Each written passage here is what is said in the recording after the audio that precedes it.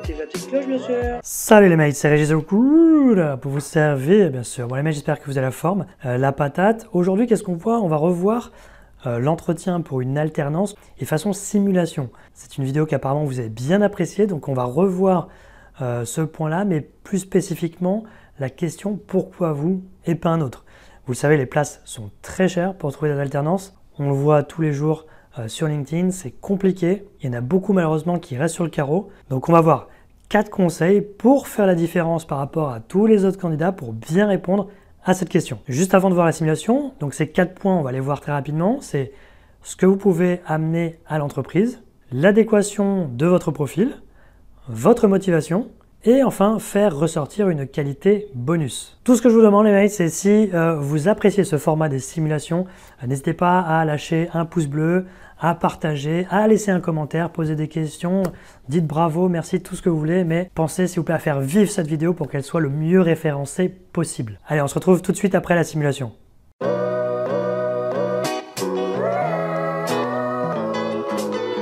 Ok, alors pourquoi vous et pas un autre?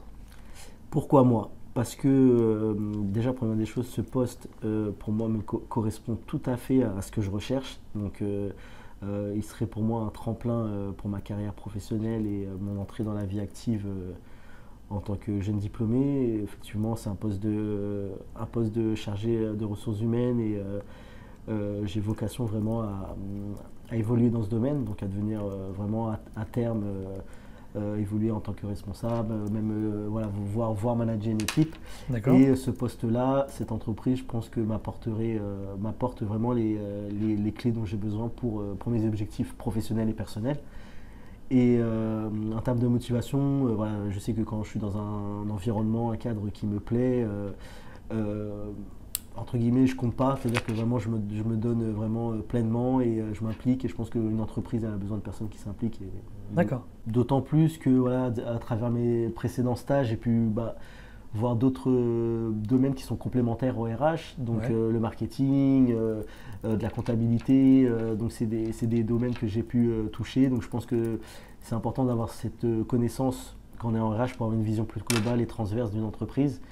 Et donc je pense que ça c'est aussi un plus pour ma candidature. Alors on va revoir ces 4 points en détail. Premier point, ce que vous pouvez amener à l'entreprise. Alors là, ça dépend de votre formation, mais par exemple, si vous avez fait une école de commerce ou même l'université, vous avez peut-être fait partie d'un BDS, d'un B2, etc.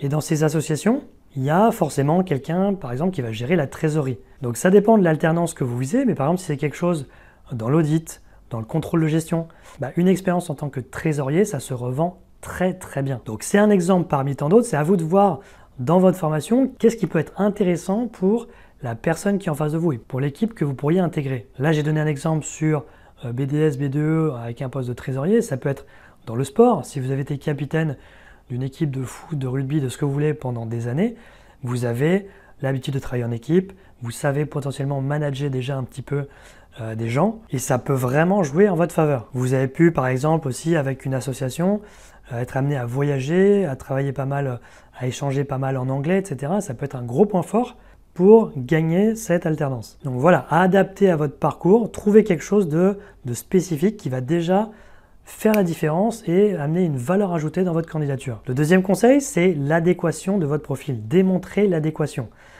Et ça, comment vous allez faire? C'est en fonction de votre projet professionnel. Votre projet professionnel, il est là. C'est à vous de montrer que l'alternance qui est ici, ça va être un tremplin pour aller vers cet objectif que vous êtes fixé. Pareil, je reprends un exemple. Vous voulez être, par exemple, directeur financier à moyen long terme.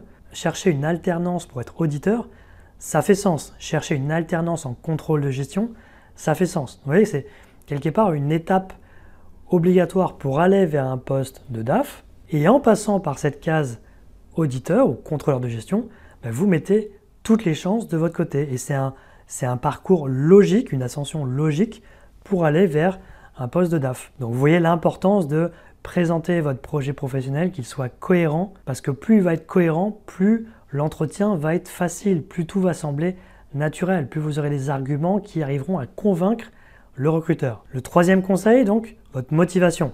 Ça, il l'a très bien dit dans la simulation, c'est la motivation, c'est-à-dire que quand il y a quelque chose, quand vous faites quelque chose qui vous plaît, vous ne comptez pas vos heures. Ça, c'est un côté extrêmement rassurant. Ok, il se dit, bah tiens, l'alternant, il ou elle se dit, l'alternant à 17h, 17h30, il ne va pas se dire, faut que je rentre chez moi. Ok, un manager a besoin de savoir qu'il va pouvoir compter sur vous, que vous serez là quand il y aura plus de travail, quand il y aura peut-être un peu plus d'horaires à faire, que ce ne sera pas un problème pour vous. Et enfin, le quatrième conseil, c'est faire ressortir votre qualité bonus. Donc ça, ce serait un peu le coup de grâce que vous amenez plutôt à la fin de l'entretien. Là, pareil, c'est quelque chose que vous pouvez amener une fois que vous avez beaucoup plus d'éléments sur l'alternance en elle-même, sur toutes les compétences qu'il faut avoir, sur tout ce qui est attendu par le manager. Vous pouvez amener le petit truc en plus. Ça peut être, je sais pas moi, un logiciel sur lequel vous êtes auto-formé et vous vous rendez compte pendant l'entretien que c'est quelque chose qui est utilisé. Et du coup, ça va faire que votre profil va être encore plus valorisé. Donc ça peut être un outil qui est utilisé par l'équipe, ça peut être une compétence particulière qui est attendue. Je sais pas, moi, ça peut être une autre langue à maîtriser comme l'espagnol par exemple, et en fait vous parlez espagnol couramment, enfin je dis ça, ça peut être n'importe quoi, mais c'est à vous d'adapter en fonction de ce qui sera dit pendant l'entretien. Et là vous dites tiens, j'ai cette qualité en plus qui va faire que ça va être la cerise sur le gâteau. Voilà les mecs, c'est tout pour cette vidéo. Voilà, si vous avez des questions, n'hésitez pas à laisser dans les commentaires. Toujours la même chose, laissez un pouce bleu, partagez, et nous on se retrouve très vite pour une prochaine vidéo. Allez, ciao!